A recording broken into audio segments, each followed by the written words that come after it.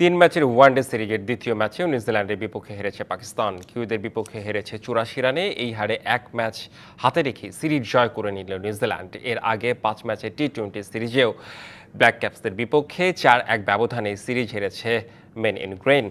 প্রথমে ৫ ম্যাচের টি-২০ সিরিজে নিউজিল্যান্ডের বিপক্ষে হারার পর ওডিআই সিরিজে কিউইদের বিপক্ষে ঘুরে দাঁড়াতে চেয়েছিল পাকিস্তান। তবে প্রথম দুই ম্যাচেই হারের কারণে সিরিজই হাতছাড়া হলো মেন ইন গ্রেনের।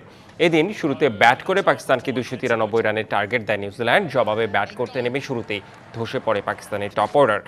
শুরুর ৫ ব্যাটসম্যান সম্মিলিত স্কোর করেন মোটে ১৯ রান। শেষে ফাহিম আশরাফের ৭৩ রানের ইনিংসে কিছুটা জয়ের আশ্বাস পায় পাকিস্তান, তবে তাকে ফেরান Ben সিয়ার্স।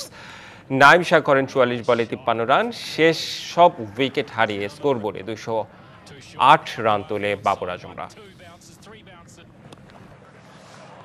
Over the top of point.